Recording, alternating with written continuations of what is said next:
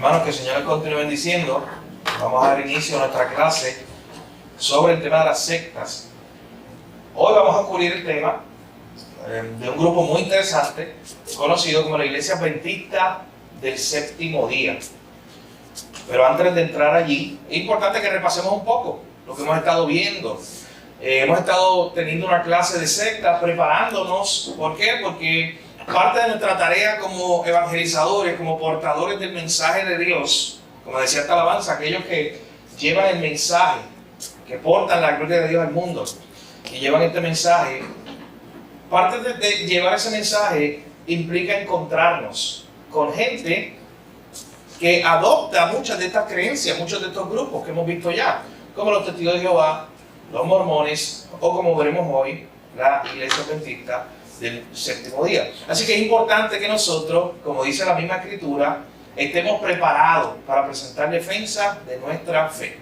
Así que por eso queremos conocer un poco más su historia, sus principales doctrinas y sobre todo que usted piense cómo yo puedo responder, contestar, guiar a través de la palabra a una persona que está en este grupo.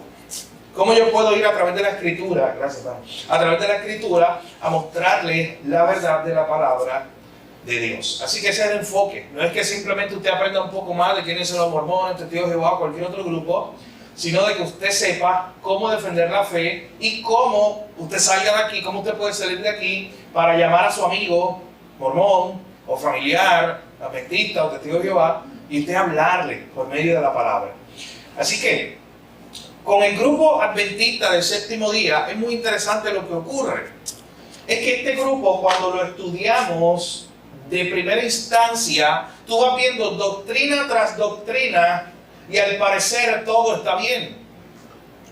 De hecho, cuando comenzamos a estudiar este grupo de los adventistas del Séptimo Día, nos damos cuenta que mientras usted va viendo la doctrina de la creación, la doctrina de la Biblia, como la presentan en su papel o en su documento oficial, todo parece como que este grupo cree las mismas cosas que nosotros. Y de hecho, eso ha causado que muchos movimientos no lo consideren una secta. Pero nosotros, siguiendo algunos autores, lo consideramos secta por una razón particular, que vamos a explicar en el día de hoy y que usted tiene que saber. Cuando hablamos de los adventistas del Séptimo Día, usted ha estado en una iglesia adventista, o usted se ha encontrado con adventista, tiene un amigo, un familiar. Aquí en Puerto Rico hay hospitales adventistas, hay colegios adventistas, están por todas partes. ¿Qué le ha llamado la atención de ellos o qué usted cree que ellos creen? ¿Quién se anima? Sí. En guardar el sábado. ¿Ok? Yo un tiempo un poco pequeña recuerdo que tengo que tenían unos gimnasios, unos libritos. ¿Okay? Pero lo único que recuerdo es que uno fuimos en la playa, pero ¿Tienes esas imágenes? Guardar el sábado. Y la comida, que eran bien, como vegetarianas. Cuando pensamos en un adventista que usted conoce, probablemente usted piensa, oye, pero ya yo sé que ellos se reúnen el sábado. No se reúnen el domingo como iglesia, como usted, como yo. ¿Qué más? Lo que usted sabe, no porque haya buscado información, sino porque lo que aquí la gente, cuando por ahí en la calle sabemos de que es un adventista. Al lado de casa hay una pequeña iglesia adventista y los sábados que ellos se reúnen, pues entonces ellos mismos preparan sus alimentos allí y almuerzan todo allí. Sí. Así que ya estamos viendo, se reúnen los sábados, como sus características principales. Son grupos que se cuidan mucho su alimentación, su dieta, no fuman, no beben, no van a la guerra, no están de acuerdo en ser un cristiano que sea soldado y están dispuestos hasta las últimas consecuencias para eso, para no ir a la guerra, son pacifistas. En el mundo hay aproximadamente 21.9 millones de adventistas del Séptimo Día. Eso es un montón cuando usted lo compara con los testigos de Jehová, que eran como 16 millones, perdón, los mormones, que eran 16 millones, y los testigos de Jehová, que son 8 millones. En el mundo hay aproximadamente 8 millones de testigos de Jehová, 16 millones de mormones y 21 millones de adventistas del séptimo día. Están en 215 países diferentes. En el mundo entero. Tienen 61 editoriales, o sea, publicadoras de libros, donde ellos una y otra vez están publicando sus revistas o sus libros. Tienen 790 hospitales. Aquí en Puerto Rico hay varios. Pero en el mundo tienen 790 hospitales. O sea que es un grupo que está activo. Tienen 8.208 escuelas o universidades. O sea, un grupo que se ha dedicado a eso. A hacer universidades, escuelas y instituciones como hospitales, clínicas y orfanatos. Pero lo interesante de los adventistas del séptimo día es que cuando nosotros empezamos a estudiar su historia, de inicio, como les dije al principio, parecería que todo está bien con ellos. De inicio parecería que ellos creen lo mismo que tú y que yo. Lo único que usted dice, bueno, ellos se reúnen el sábado, pero somos iguales. Mi hermano, pero cuando estudiemos a fondo su enseñanza, nos daremos cuenta que no es así. Así que permítame hablar un poco cómo este grupo nace en el siglo XIX.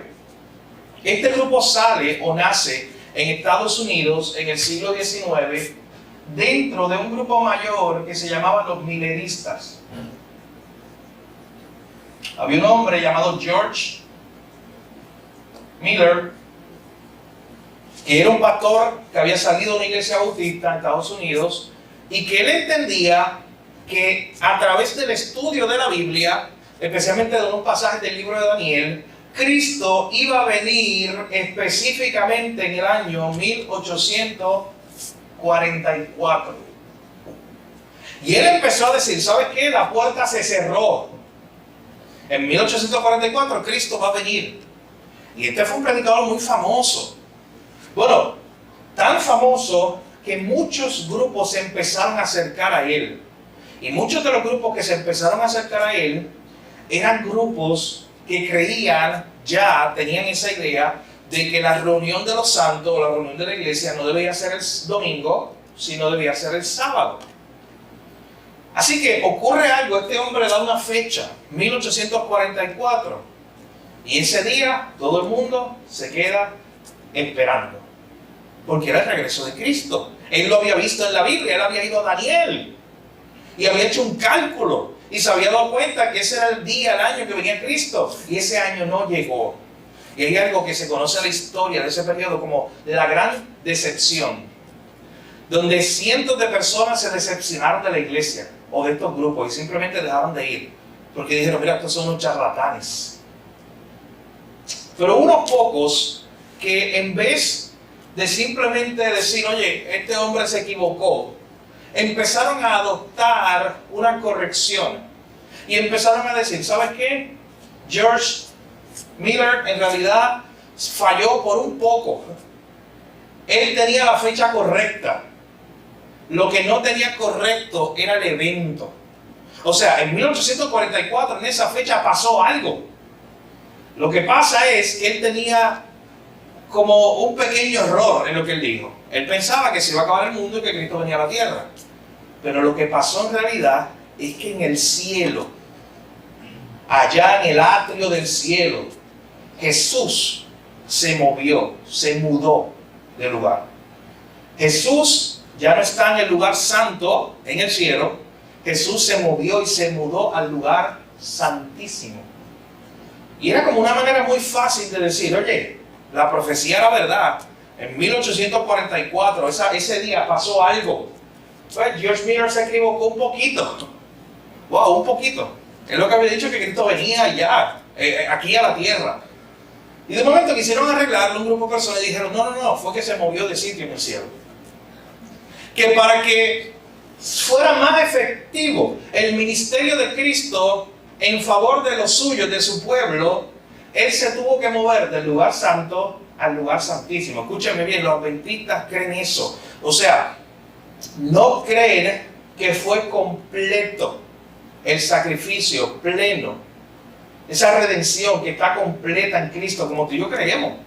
Cuando Cristo dijo, Juan 19, consumado es. Él está diciendo, ya está completo, ya no se necesita añadir nada. Y ya Cristo nos presenta en el cielo, dice el libro de Hebreos. El libro de Hebreos es un excelente libro para debatir con un adventista. O sea, me prefiero para sentarte con un adventista. Presenta a Cristo como ese sumo sacerdote. ¿Qué dice el libro de Hebreos sobre Cristo? Piensa por un momento, a la luz de lo que yo les estoy hablando. Piensa por un momento. Yo sé que usted tiene la respuesta. A la luz de esta idea, de que Cristo se movió de un lugar a otro. El libro de Hebreos nos presenta algo de Cristo como sacerdote. Comparando a Cristo con los sacerdotes del Antiguo Testamento. ¿Qué presenta?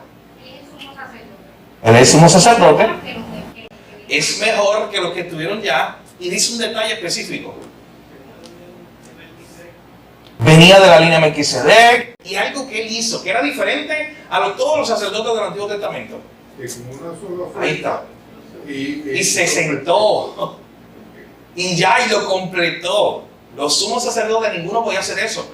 Ellos entraban y salían. Ninguno podía decir, oye, ya completé, ya está todo. No. Pero el libro de Hebreos sí nos dice que Jesucristo, nuestro sumo sacerdote, una sola vez y para siempre, hizo un acto completo y se sentó. Ya, está hecho el acto. Así que solamente el libro de Hebreos y su enseñanza sobre Jesús como sumo sacerdote, que una sola vez y para siempre hace este sacrificio, Él se presenta también como el sumo sacerdote, una vez y ya, y nos representa delante del Padre. Solamente eso cuestionaría todas estas enseñanzas de la Pentecostés del séptimo día, que dicen que fue un proceso. De hecho, ni decir el error de estar yendo a Daniel para estar sacando cálculos y decir que yo sumé, resté, multipliqué y la fecha que me dio fue 1844. Así que, ¿cómo nosotros, nos dice la Biblia, debemos catalogar a alguien que da una profecía y no se cumple? Un falso profeta ya. Es un apóstol, alguien que este no es de Dios. El Antiguo Testamento está lleno de esas verdades. Pero sin embargo, este hombre dio una profecía. Miren qué fácil fue decir, no, es que se equivocó en algo. Vamos a corregir un poco. ¿Y usted sabe quién fue una de las que promulgó esa corrección? Elena White. Esta era una mujer que fue parte en el inicio de estos grupos.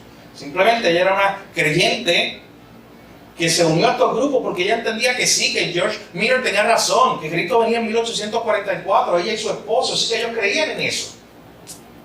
Ella era parte de estos grupos que entendían que la venida de Cristo era en el momento. ¿Y sabes qué? Elena White dijo que tuvo una visión, más adelante hablaremos de las visiones de Elena White, tuvo una visión donde dijo que ella vio eso, que ella vio que sí, que lo que pasó en 1844 fue que Cristo se movió de un sitio a otro en el cielo. Entonces miren qué situación tenemos. Hoy como iglesia yo creo una doctrina oficial basada en la visión o sueño de una persona. ¿Qué problema causa eso? Piensa. ¿Por qué eso es un error? ¿Por qué eso no debe ocurrir? Yo le estoy diciendo que la Iglesia Adventista del Séptimo Día, en su doctrina, en su documento doctrinal oficial como iglesia, creen esto que yo les acabo de explicar. Pero ¿por qué esto es un error? A la luz de lo que les expliqué, de que todo esto está basado en un supuesto cálculo de una fecha, después corregir la fecha, y después decir, no, fue que yo lo vi en una visión. Elena White tuvo un sueño, una visión, y ella vio eso. Y entonces yo formular una doctrina de eso. ¿Cuál es el problema con esa situación? Una revelación nueva y Pablo habló sobre eso. Venían a un ángel y enviaban un evangelio que decía ahí que era un anatema. Que sea anatema. Si alguien viene a predicarte otro evangelio. ¿Qué más? De que ellos dicen, y Dios dijo, cuando Dios... Wow, eso me acuerdo de los profetas. Cuando Dios le decía a través de Isaías, Jeremías, oye, esta gente está diciendo Dios dijo y Dios no dijo. Wow, eso es fuerte. Sí, que dice también, hay versículos que dice que nosotros tenemos la palabra profética Ahí está. Que no se tiene, o sea, que ya se cerró el canon. Segunda de Pedro 1, 19 al 22. Yo lo leí cuando hablamos de los mormones, cuando hablamos de los testigos de Jehová que quieren añadir revelación. Y decíamos eso, no, pero es que ya tenemos la palabra profética más segura. Sí. Dice que ni los ángeles ni aún venimos porque iban a saber del regreso. Importante, es un pasaje muy importante que tú puedes debatir con un adventista. Sí. ¿Qué versículo se encuentra? ¿El libro?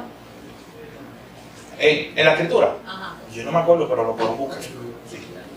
Ayúdeme a alguien de lo que está ahí en lo que seguimos. El de una hora No. Es los evangelios. Pero lo buscamos en el camino. Así que, piense por un momento en lo que buscamos. Alguien busque Mateo capítulo 4, versículos 4 al 9. ¿Quién lo puede leer? Mateo capítulo 4, 4 al 9.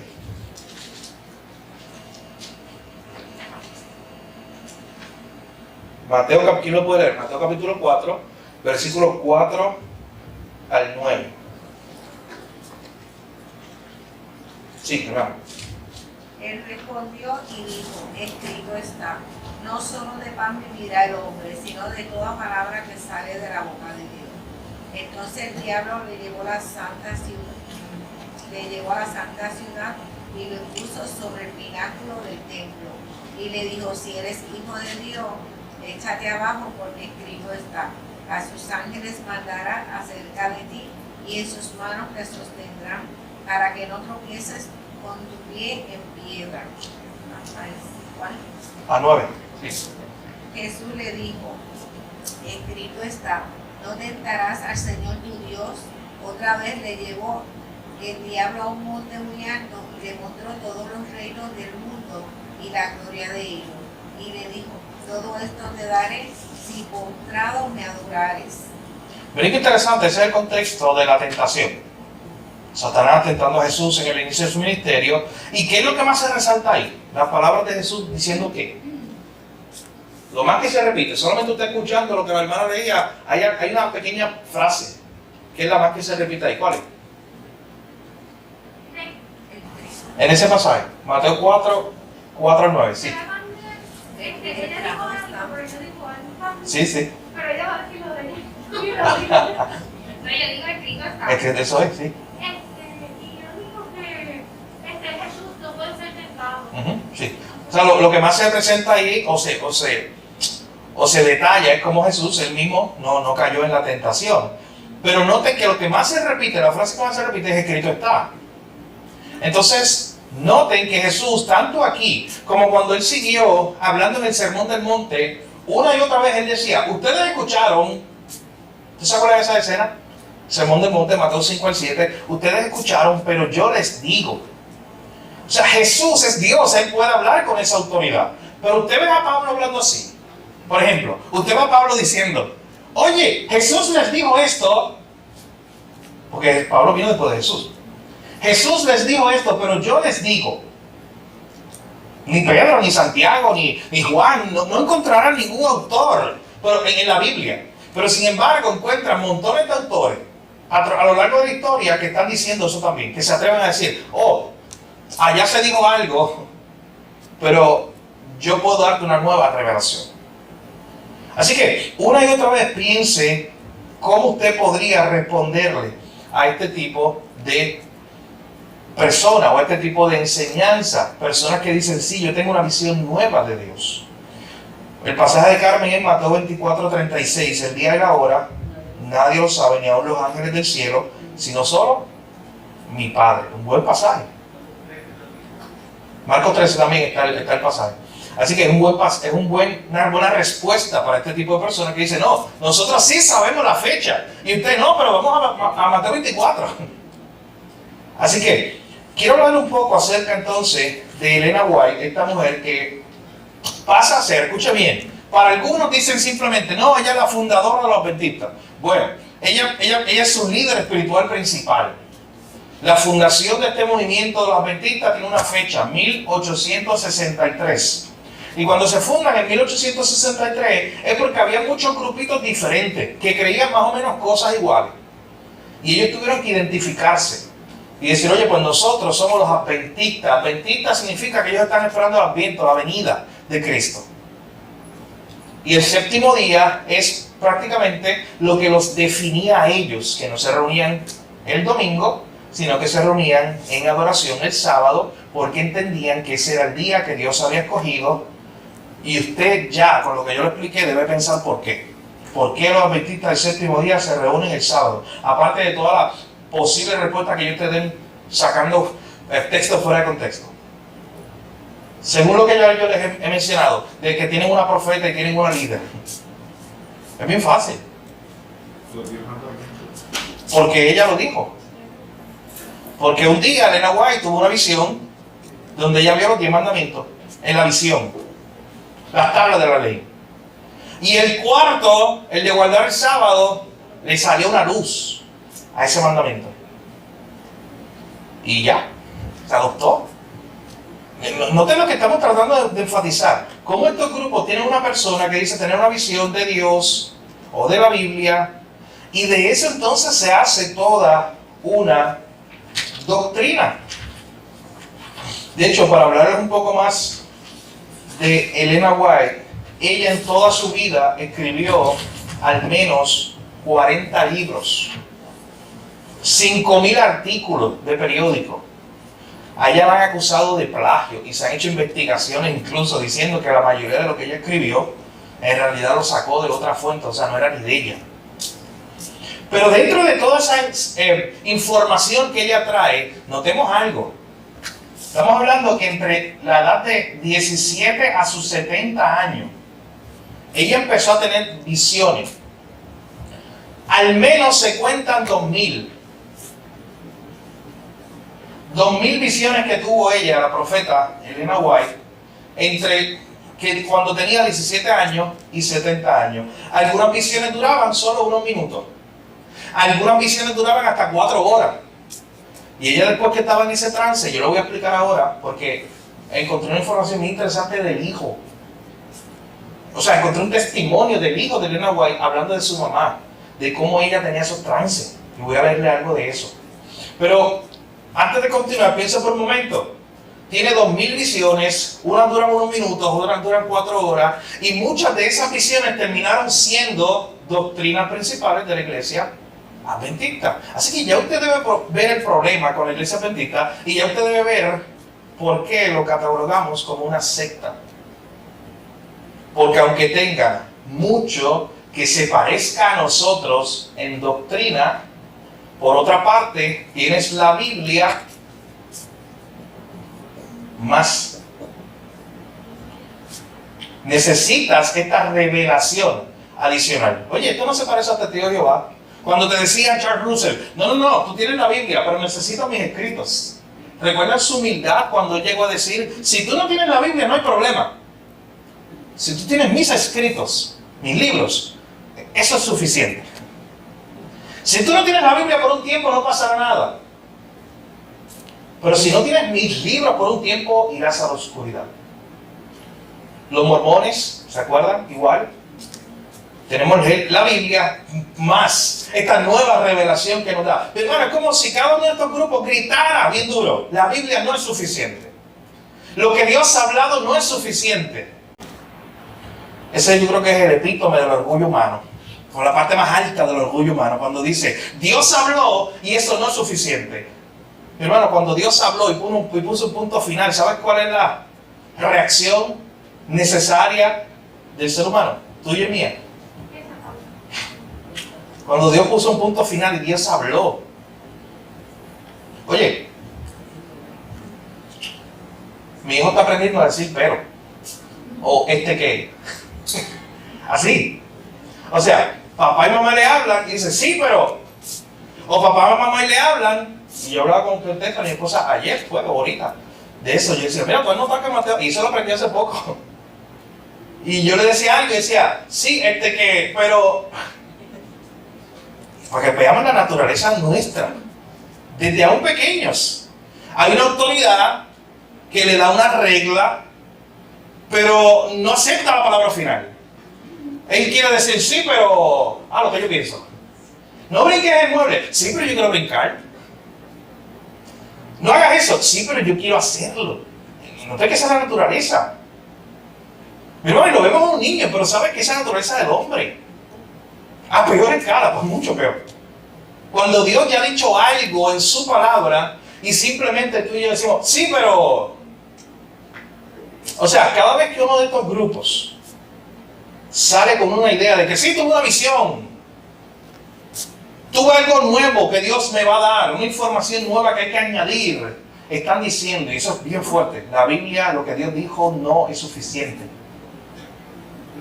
Se necesita algo más. Y yo lo voy a traer. Esa es la característica de estos grupos, de estas sectas. Así que yo les recomiendo que cuando usted hable con un adventista, usted sepa de antemano que en la mayoría de las doctrinas usted puede decir, check, sí, tremendo, nos parecemos, pero dele duro a esto, dele duro a este concepto y dile, oye, ¿qué usted cree de la Biblia como última autoridad? ¿Y por qué le digo esto? Porque cuando usted entra a la página oficial de los adventistas del séptimo día, mira lo que dice, esto es la entrada, la portada de la página oficial dice, escuche bien el énfasis de ello, los adventistas consideran toda la Biblia como la segura y única regla de fe y esperanza. Sus doctrinas, por lo tanto, siguen integralmente las enseñanzas bíblicas y están basadas en ellas. Los adventistas del séptimo día aceptan la Biblia como su único credo y sostienen creencias fundamentales basadas en las enseñanzas de las Sagradas Escrituras. ¿Cuántas veces ha mencionado la Biblia con las Sagradas Escrituras aquí? Esta creencia, tal como se presentan, constituyen la forma en que la iglesia adventista comprende y expresa las enseñanzas de la Escritura. Tú entras a la página oficial de la iglesia adventista del séptimo día y está esto.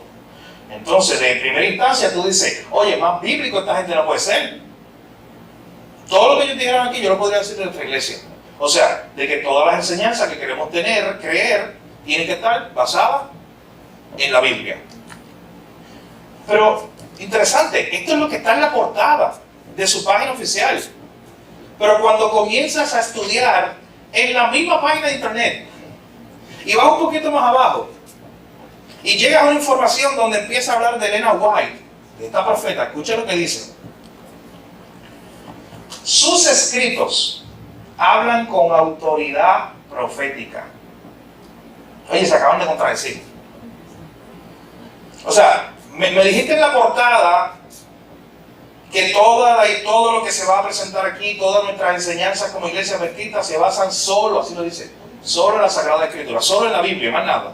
De momento vas un poco más abajo, en letras más pequeñas, y dice, hablando de Elena White, los escritos de Elena White hablan con autoridad profética. Y escuché lo que dice después, peor. Y proporcionan consuelo, dirección, instrucción y corrección a la iglesia. ¿Qué problema hay ahí? Los escritos de Elena White tienen autoridad profética y proporcionan consuelo, dirección, instrucción y corrección a la iglesia. Pero no tienen más autoridad que la misma Biblia. Que se está adjudicando lo que hace el Espíritu Santo en la palabra. Y Así que es. está en... Ajá, que lo dice que toda... Aquí está. Segunda de Timoteo, capítulo 3, versos 15 al 17. Toda la escritura es inspirada por Dios. Y para instruir, para enseñar. Ahí está. Segunda de Timoteo, se lo puse aquí para que usted lo tenga cerca hablando con adventistas. Tiene el de segunda de Pedro 1, 19 al 21 que dice la palabra profética más segura. Es solo la Biblia. Tiene Mateo 4, 4 al 9, donde Jesús una y otra vez enfatizaba, escrito está. Y tiene también 2 de Timoteo 3, 15 al 17, donde se dice, toda la escritura, solo la escritura es inspirada por Dios y es útil para corregir, para instruir, a fin de hacer el hombre perfecto, para perfeccionar la iglesia, para corregir la iglesia. Yo necesito la escritura.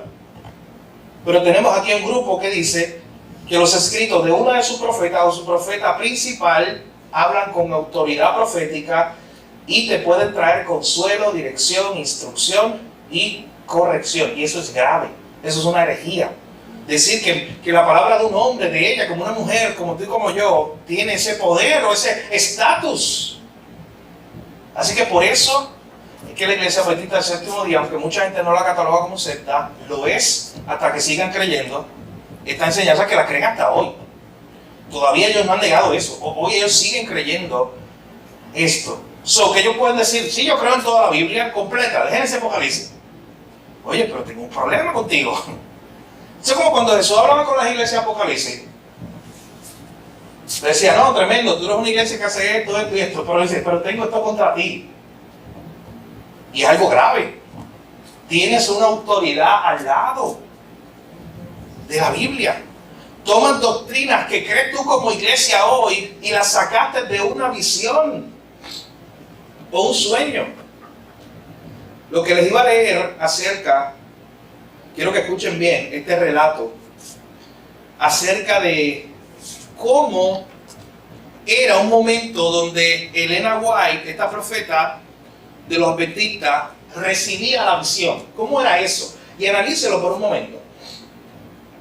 Escuche, este es un relato de su hijo, el hijo de Elena White, hablando tiempo después.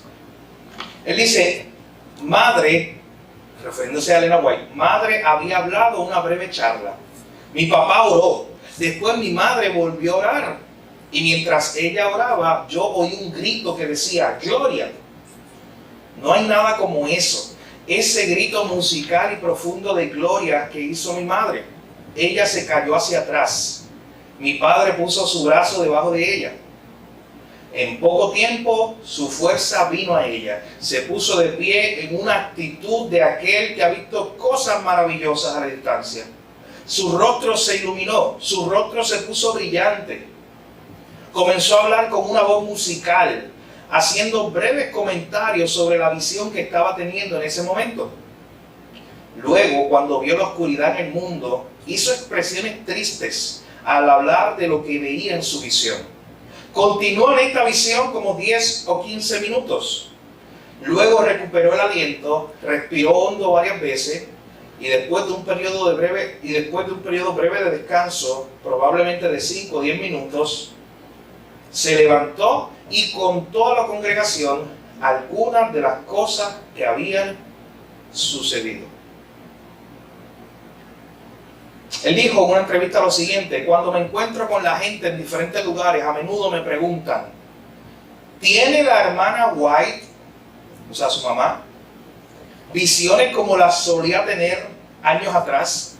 En respuesta a esta pregunta, les explico que a lo largo de mi experiencia, desde que ella fue llamada a la obra pública y comenzó a hablar y a escribir, se le han presentado las cosas y las visiones que ustedes ven hoy.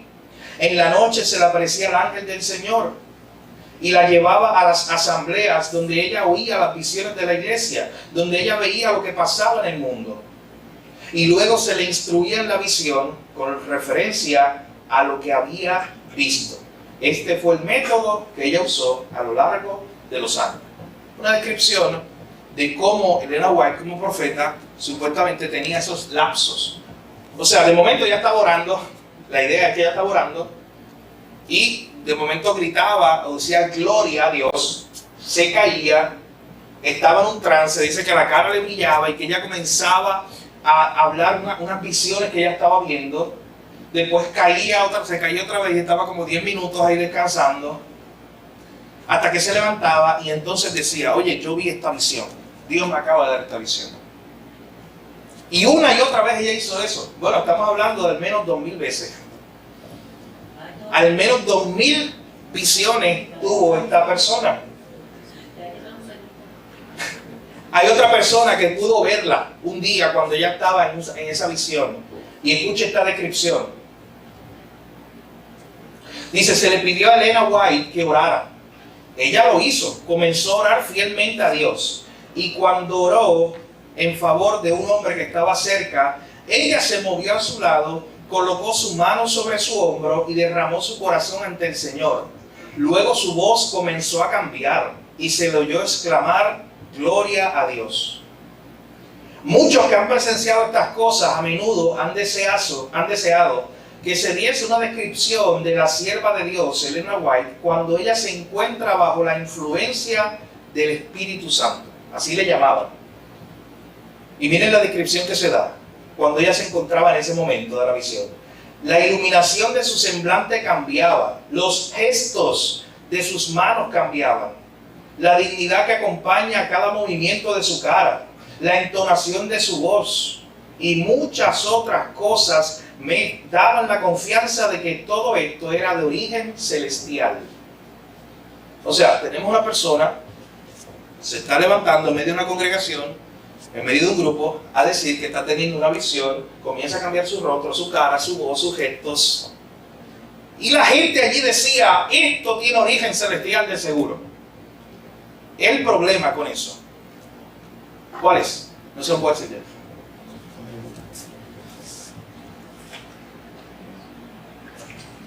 ¿Cuál es el problema? Y podemos usar de los mismos textos que hemos hablado, o más, que en la Biblia hay.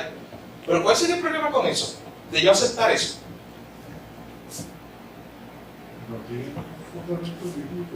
Sí. Primero, en la Biblia no tengo ni ejemplo de eso. ¿Qué más? Puede ser emociones también, puede ser, no sabes cómo estaba el ambiente. Sí. Eso que tú no sabes. Cualquiera se le paran los pelos y se carga, la verdad. Sí, sí. Ahora mismo tú lo ves eso y la gente cambia y pone una voz un Claro. poquito más, qué sé yo. Espiritual. Nueva espiritual, como Sí. te pasó, qué sé yo. Así. Sí, sí. Y cambia la voz y eso hace que se le paren los pelos. Sí, te entiendo. O sea que todavía hoy se usan, y en realidad se usan técnicas, emociones, hablar de cierta manera para parecer que yo te voy a dar una palabra profética. El problema con eso es que, vuelvo y repito, estamos diciendo esa palabra, cada vez que hacemos eso, estamos diciendo la palabra que está aquí no es suficiente. Porque si esta fuera suficiente, ¿sabes qué? Pues yo no necesito más visiones. Yo necesito más sueños. Y eso crea otro problema, porque entonces, ¿por qué la de Elena White es verdadera y la de fulano de tal de anoche que dijo tener un sueño no es verdadera? Es un problema bien grande que nos crea. ¿A quién le voy a creer? Yo prefiero seguir creyendo. Segunda de Pedro 1, 19 al 21. La palabra profética más segura. Yo prefiero seguir creyendo esto. Porque eso me libra entonces de tener que decir y escoger, pues Elena White, esa visión era de Dios verdaderamente, o fulano de tal cuando ayer habló y dijo que soñó y dijo esto. Hermano, ¿cuántas aberraciones han dicho en nombre de Dios? ¿Cuántas veces se ha levantado gente a decir Dios dice, o Dios dijo? A veces en las iglesias, ya sea América o otro tipo de iglesias, yo me he dado cuenta en las que yo llegué ahí, como que a veces uno se siente en la profecía de lo que le van a decir, que a veces no de la misma Biblia, como Sí. que van con esa paz que me van a decir, Sí. como que... Gracias por compartir eso. es pecado. Gracias por compartir eso, así es. Porque tú estás diciendo, esto no lo necesito, la Biblia. Exacto. Esto no es importante, yo voy al culto porque al final el pastor, olvídate lo que predique, no importa eso. Él me va a dar una palabra nueva, de hecho. ¡Qué horror! Mis ojos tienen cuando yo veo y leo anuncios donde están invitando para un servicio, un culto, y dice, ven, que hay una palabra nueva para ti. Eso es un horror, es una herejía. Yo no necesito una palabra nueva. Ya yo tengo la palabra de Dios. Está aquí. Mi hermano, hay que ser muy fuerte con eso. Hay que estar muy seguro y tener la convicción. No necesitamos otra palabra profética más segura. Ya Dios ha hablado en su palabra. Y de hecho, ¿tú sabes cuál es el problema? Que a veces nos gusta más o nos entretenemos más por lo que supuestamente me están diciendo en nombre de Dios que lo que ya Dios dijo en su palabra. ¿Y sabes cuál es el problema también? Que la gente entonces se va a las visiones, a los sueños, porque le entretienen y se olvidan de la palabra de Dios. Sí. Porque si Dios tiene una palabra, porque tiene que transformar su voz. Sí. Porque no puede transformar la voz porque esa es su palabra, más Claro. yo lo entiendo así. Sí. Y si tú usas otros métodos, como hay personas, ¿verdad?, que dicen, pues mira, yo, y perdonen la palabra, voy a desfogar. ¿Qué pasa? la palabra de Cojan no viene de ser un santo, viene de algo oculto. Por eso yo entiendo que entonces no puede cambiar el tono de voz ni puede dar los ideas. Sí, que le llama la atención ese tipo de cosas, esos cambios que incluso hay a veces en las personas que están diciendo que están hablando en nombre de Dios. Pero miren, este texto, el que teníamos de 2 de Pedro capítulo 1, donde dice la palabra profética más segura, ahí dice, nunca la profecía fue traída, el verso 21, 2 de Pedro 1, 21, nunca la profecía fue traída por voluntad humana, sino que los hombres de Dios hablaron siendo ¿qué? Inspirados, ya ellos hablaron siendo inspirados por el Espíritu Santo. O sea, yo no puedo tener lo mejor de dos mundos. Yo no puedo tener, la iglesia adventista ahora mismo está diciendo, sí, nosotros creemos eso, nosotros creemos la Biblia nada más, que Dios habló por medio de Pablo, por medio de Juan, que Dios, y solamente ahí Dios habló. Pero creemos en el don de profecía, que Dios se lo dio especialmente a Elena White, y todo lo que ella dice tiene autoridad. Ellos usan esa palabra que es muy peligrosa. Y todo lo que ella dice es para la corrección de la iglesia, para la consolación de la iglesia. Hermano, lo único que consuela y corrige es la palabra de Dios, la que Él nos dio, la que fue inspirada por estos hombres que hablaron en algún momento por medio de Dios, lo que Dios les estaba diciendo. Así que es importante que cuando usted hable con adventista, usted esté muy seguro de estos textos que resaltan esta idea de la palabra de Dios como la palabra profética más segura, de que no se necesita nada y de que solamente es la palabra de Dios la que es inspirada, la que es útil para corregir, para consolar y todo ese tipo de cosas. Tengo una pregunta, Sí. ¿por qué adventista? Ellos creen Adventista, el concepto adventista, la palabra lo que significa es el advenimiento de Cristo, la venida de Cristo, el término. Y como ellos son un grupo que desde sus orígenes estaban enfocados en que Cristo venía pronto, pues se pusieron ese nombre. Eso ¿Ellos no creen que Cristo ya vino? no, los adventistas creen que Cristo está en el cielo ahora mismo. Lo que pasa es que Cristo está en el lugar, Él se movió en 1844 en el cielo, de un lugar a otro. En el cielo, Él está en el cielo. So que si yo le digo que yo tuve una conversación con él y yo Sí. le dije que Cristo vino aquí, eso yo lo creo. Oh, sí. Ellos creen que Cristo vino y los evangelios y que murió y resucitó. Una adventista cree eso. Cree que Él murió por tu pecado, ellos creen. Pero la diferencia es cuando empiezan a tratar de explicar cómo se aplica esa obra de redención a tu vida, que tú tienes un Juan 19, que Cristo dice, consumado es, ya todo está completo, que tú tienes el libro de Hebreos que te dice, Jesús, el sumo sacerdote, una vez y para siempre, y hizo el trabajo. Y ellos dicen, no, Cristo en 1844 hizo algo nuevo. Hizo como un movimiento. De hecho, ¿usted sabe qué? Ella incluso, Elena White, cita un pasaje de Apocalipsis que quisiera verlo un momento. Miren lo que dice Apocalipsis capítulo 3.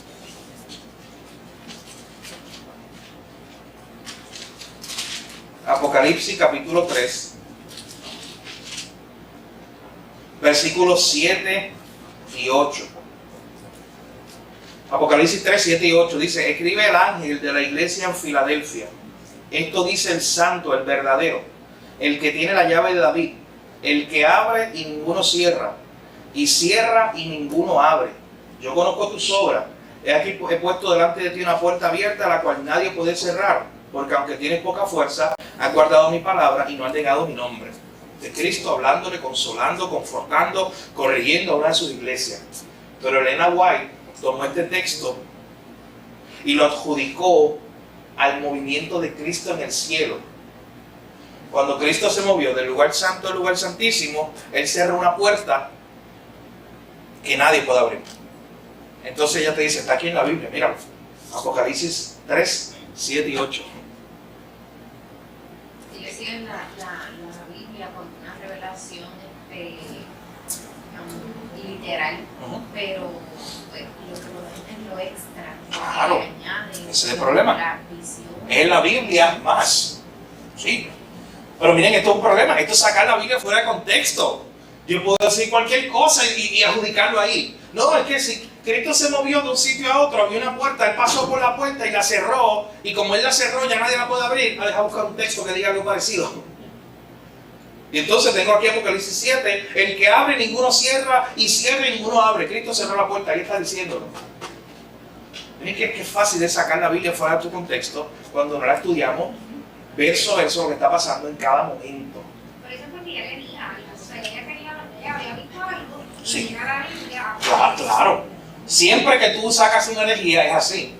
Tú tienes una supuesta idea de Dios o de la teología y vas a la Biblia a tratar de romper un verso en pedacitos para que algo te cuadre. A malinterpretar, claro, interpretarla a tu conveniencia. Así que esa es Elena White, cuando usted hable con un adventista, por favor, importante, resalte eso. Sobre todas las cosas, hay montones de cosas y no va a dar tiempo para hablar tal vez de todos los detalles, pero sobre todas las cosas, resalte eso. Resalte que creemos en la Biblia sola escritura, que no necesitamos más revelaciones, más visiones, que solamente la Biblia es la única que nos corrige, que nos consuela, que nos instruye, no necesitamos otra cosa. También resalte la obra de Cristo completa. Juan 19, carta a los Hebreos, resalte eso. Una vez y para siempre, Cristo hizo el sacrificio. Así que ¿para qué necesitamos esa fecha de 1844? ¿Dónde está eso en la Biblia siquiera? Empiece con eso. Oye, dime en la Biblia, ¿dónde está? ¿Dónde fue que Jesús? ¿En qué parte de Apocalipsis es que Jesús se mueve del lugar santo al lugar santísimo? ¿Y qué va a decir? Mira, no, eso no está ahí. Yo le diría así, ¿en qué parte de Apocalipsis? Porque es como el libro que está asociado a esas cosas. No está.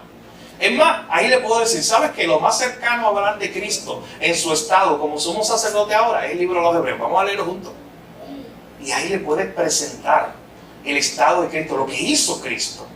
Y que está completo. Y es una vez y para siempre. Ahora quiero resaltar algo en los últimos minutos que nos quedan. Y es que ese hecho de que Cristo se haya movido del lugar santo al lugar santísimo para como completar nuestra salvación o seguir trabajando en esa salvación, es que Él va a seguir ahora en el lugar santísimo desde 1844 viendo de los muertos, valga la redundancia, que ya han muerto antes de esa fecha. Él va a ver quiénes son dignos de recibir la salvación final. Pero también Él va a estar mirando, y todavía para un adventista desde 1844, Cristo está ahora mismo en el lugar santísimo, y Él está mirándonos, a ti y a mí, para ver si tú y yo cumplimos nosotros todos los requisitos para al final obtener la salvación. Eso es un problema. Una salvación por gracia, que no está enfocada en lo que Él hizo en beneficio de su pueblo, está enfocada ahora en lo que tú y yo podemos hacer. De hecho, esa idea que ellos tienen está a 1000 años, a infinitos años luz, de lo que dice la Biblia en el libro de Apocalipsis, que presenta el cielo, todo el mundo allí enfocado en una sola cosa, no en lo que nosotros hicimos, en el Cordero como inmolado, en el que murió en favor de su pueblo, en el que les puede decir allí, ¿saben por qué todos ustedes están aquí? Porque yo morí por ustedes. Así que, miren el enfoque. Tú vas a la página de ellos, oficial arriba dice, creemos en la salvación por gracia, la salvación no es por obra.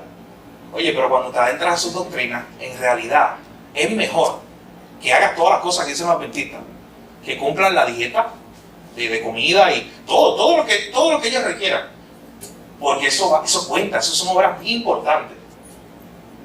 Y de hecho, no podríamos decir que estamos en contra de las dietas que ellos hacen, siempre y cuando no las pongan como requisito de salvación.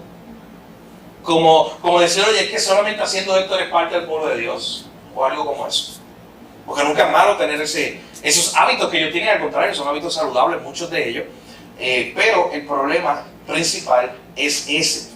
Y el problema también es que ellos creen que ellos son la iglesia remanente.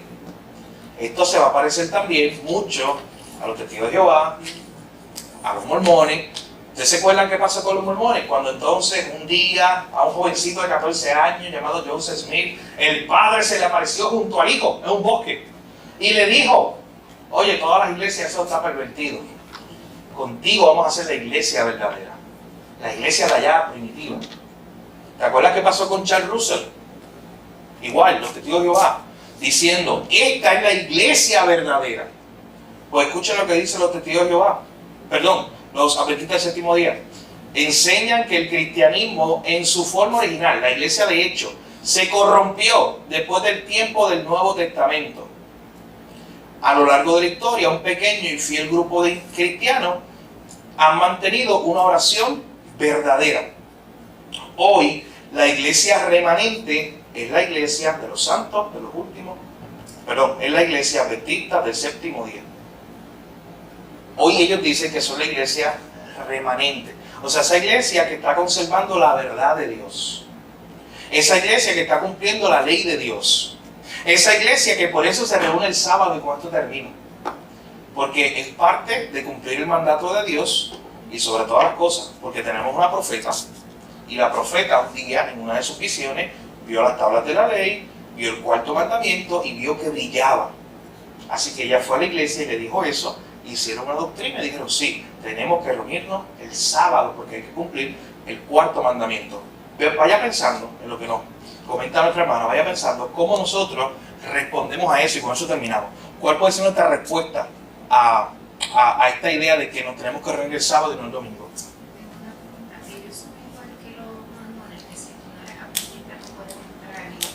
No, ellos no son tan exclusivistas en ese sentido. Por ejemplo, tú y yo podemos ir a una iglesia adventista feliz y somos recibidos. Una experiencia una vez en una escuela y entonces si tú no seguías la dieta vegetariana, tú tenías que salir fuera del lugar a comerte los menús, no podías poner nada ahí adentro, pero fuera de la dieta. Ok, hay grupos dentro de esos 21 millones, como pasa con los mismos bautistas. Y hay diferentes tradiciones dentro de los bautistas. Y tal vez el que te encontraste era el extremista. Pero la norma de los adventistas del séptimo día es que te reciben como una iglesia como tú y como yo. O sea, que tú puedes ir a la iglesia y tienes la experiencia de iglesia. Y tú dices, esto es la iglesia. O sea, esto es normal. Esto está igual aquí que la iglesia que yo entiendo que es la iglesia verdadera. Pero sí, siempre hay grupos más extremistas. Pero sin embargo, ellos, al creer que son el grupo remanente, creen que son la iglesia verdadera hoy que está cumpliendo con los mandatos de Dios. Perdón, Carmen, ¿iba a decir algo? Eso de guardar el sábado, también tiene que ver con los judíos, el Shabbat, algo así, ellos guardan también. Bueno, ok, sí, porque el judío lo guarda porque Dios se lo había mandado el día de reposo, por eso el judío lo hace. Y cuando vemos el grupo de los adventistas del séptimo día, piensan que tienen que guardar el sábado por esa ley que se le había dado a los judíos. Exactamente eso, sí. Ellos creen cuando venga Cristo. Ellos creen lo mismo, no lo mismo. O son como los que van a tener. Hugo, 5 minutos, Hugo. Ok. Voy a terminar esta del sábado y vamos a ir a esa para así cerrar. Ok, el sábado, piensa por un momento, ¿cómo tú le respondes? Hay que reunirse el sábado. En la Biblia, ¿qué tú dices? No, pero en la Biblia me muestra que la reunión es domingo, en la Biblia. ¿Demuestra eso en la Biblia? ¿Sí o no? En Hechos se reunían el primer día de la semana. Esa es la respuesta. Un poquito más atrás, la resurrección, el primer día de la semana, el domingo. Cuando vemos el libro de Hechos, la iglesia primitiva, precisamente, una y otra vez presenta esa idea. Específicamente hay un dato, si usted lo quiere ver después, en Hechos capítulo 20, ahí clarito, Hechos capítulo 20, dice, el primer día de la semana se reunieron a compartir el pan. Es la evidencia de la iglesia, está allí. Primero de Corintios 16, el apóstol Pablo dice, oye, ustedes que durante toda la semana han guardado desde lo que han ganado, cuando se reúnan el primer día de la semana. O sea, hay evidencia bíblica, mi hermano. Usted tranquilo por eso, que la tiene. Hechos 20, 1 Corintios 16, la resurrección de Cristo, que muestran, y después de ahí, fuera de la era del Nuevo Testamento, tenemos evidencia histórica que la iglesia se reunía el domingo. ¿Iba a decir algo de eso? No, lo que hacía la iglesia era celebrar resurrección de Cristo. El honor a ese evento trascendental dentro de la iglesia. Sí. Y era el domingo, el día que ellos estaban celebrando la resurrección de Cristo, y históricamente en el libro de Hechos está clarito, el primer día de la semana. Así que usted tiene la evidencia bíblica para hablar con adventista de esto. Termino ahora sí. El juicio final. La pregunta de cómo será para un adventista el juicio final de todas las cosas. Escuche bien esta descripción, que usted diga, oye, pero eso es lo que yo creo. Hasta un punto bien grave. Escuche bien. Los adventistas del séptimo día enseñan que después del reino milenial de Cristo ocurrirá una segunda resurrección de aquellos que han sido salvos. Aquellos cuyos nombres no se encuentran en el libro de la vida serán arrojados al lago de fuego y serán despojados de su existencia. ¿Cuál es el problema ahí? Que hay una aniquilación. Hay una aniquilación del alma. O sea, ellos no creen en el infierno. Los adventistas del séptimo día no creen en el infierno como tú y como yo. Y sobre todas las cosas como enseña la Biblia. O sea, lo que ellos creen no es que hay un castigo eterno, Cristo hablando del infierno, y Cristo diciendo donde eternamente. Veamos unos pasajes de eso. Cuando hablamos de los testigos de Jehová, que tampoco creen en el infierno, veamos unos pasajes de eso. Unos pasajes que decían Cristo una y otra vez presentando esta idea del castigo eterno. Y ponía ese adjetivo, castigo eterno, que estarán sufriendo aquellos que estén fuera de Cristo. Pero sin embargo, ellos creen que al final aquellos que han sido salvos pues estarán gozando la eternidad, pero los que no son salvos serán lanzados a un lago de fuego donde en el momento ya dejarán de existir. O sea, no hay un infierno, como lo presenta la Escritura. Así que esa es otra de las diferencias de los adventistas con la ortodoxia cristiana o los grupos cristianos basados en la palabra de Dios. ¿Alguna otra pregunta? Hay varias cosas más acerca de este grupo, pero lo más importante, entiendo que lo cubrimos, y es el énfasis que usted debe tener. Recuerde que estas clases tienen el propósito de que usted vaya, entonces hable con su amigo adventista, con su hermano, su familiar adventista. El énfasis es usted enfatice dos cosas: la Biblia como única autoridad, resalte todos esos pasajes de la Escritura. No necesitamos nuevas visiones, no necesitamos que la visión de una supuesta profeta sea la que dicte las normas doctrinales de la iglesia. No, es solo lo que dice la palabra. Es solo la palabra la que nos consuela y nos corrige, no las profecías de una profeta. Y en segundo lugar, en igual de importancia, no lo pongo en orden de prioridades, resalte la obra de Cristo, la obra de Cristo completa. No necesitamos esa fecha de 1844. ¿Por qué? Primero, no es bíblica, dígale, ¿dónde está eso? Y segundo, ya esa obra fue completa. Lea el libro de Hebreos como adventista y anímelo a ver esas verdades. Sí. Sí, sí. Que es como Cristo encarnado en Ángel Miguel, algo así. Ok. En cuanto a cristología, pueden diferir un poco algunas cosas, pero ellos creen en términos generales, Padre, Hijo, Espíritu Santo, igual que nosotros. O sea, en términos generales, ellos no creen que Cristo como un ángel o como un Dios menor, como los testigos de Jehová. Sí. Para un adventista, Cristo es Dios para un adventista. Es lo que yo me di cuenta cuando estaba hablando específicamente de una señora que decía que iba a decir iglesia.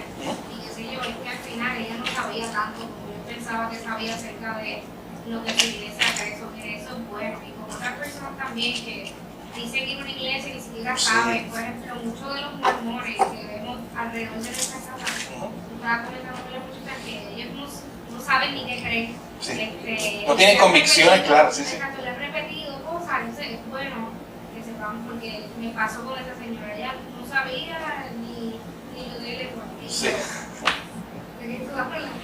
Pasa mucho con los testigos de Jehová, le pasa eso.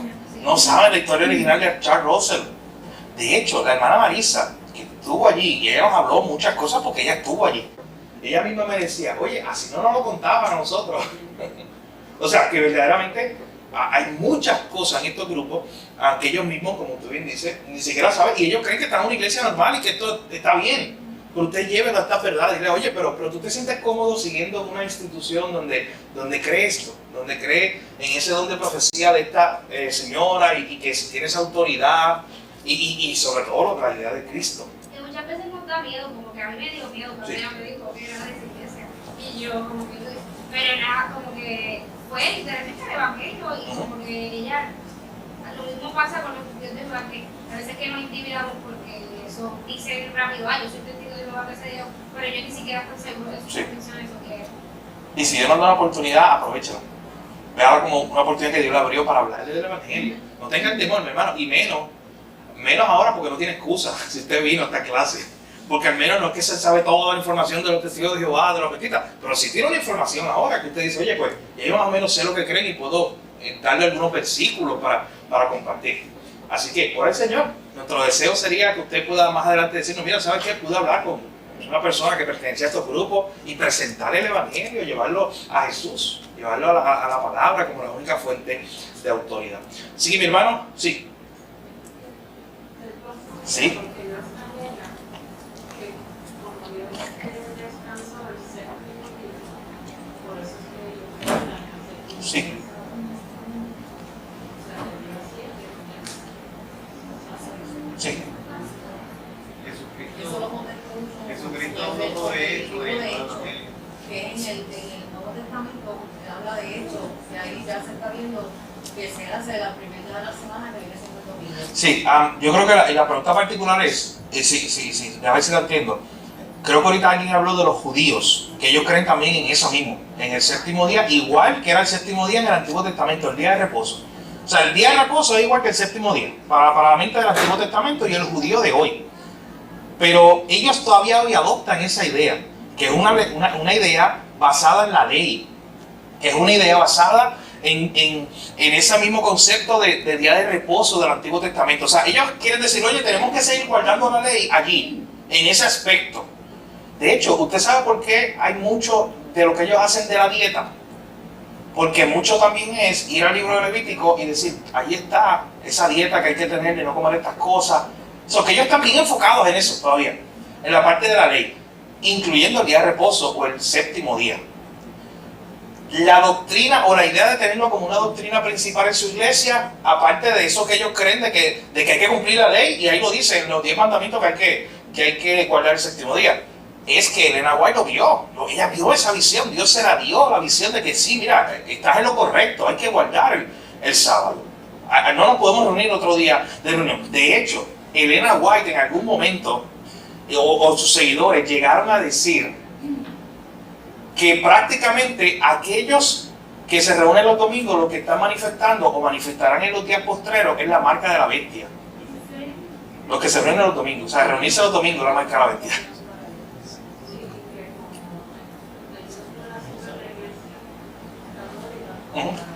Apóstata, sí.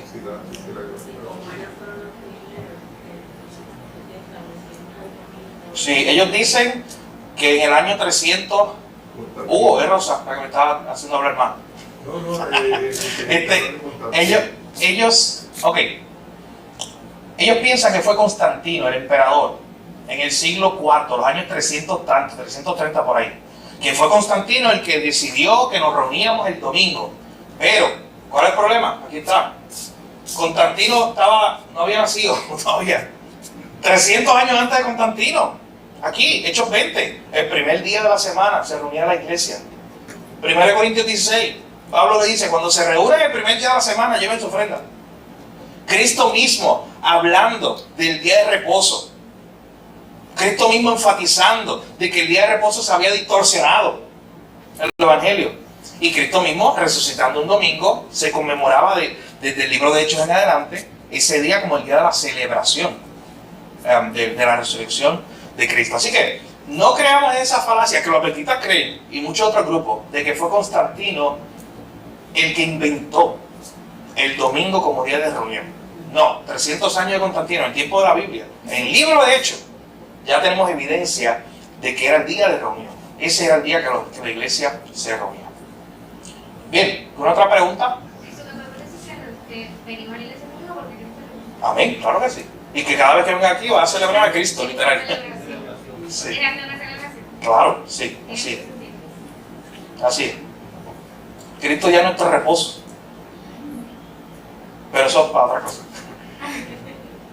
Bueno, vamos entonces a cerrar esta parte en oración y nuestro hermano Hugo vendrá a dirigirnos el tiempo de oración congregacional.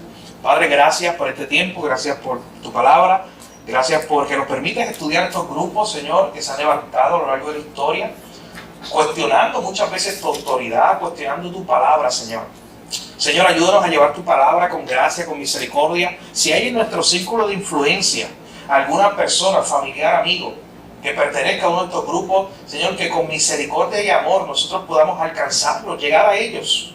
Y que tú, Señor, de acuerdo a tu voluntad soberana, Padre, tú abres sus corazones y podamos presentarle la verdad del Evangelio.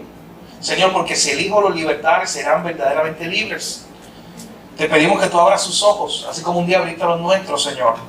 Pero te pedimos a nosotros también que nos guardes de esa idea que a veces podemos caer muchas veces, de que lo que tú dijiste en tu palabra no es suficiente y necesitamos otra cosa, necesitamos una nueva palabra, Señor. Guárdanos de eso. Ayúdanos a reconocer que lo que tú dijiste entre Génesis y Apocalipsis es lo más importante.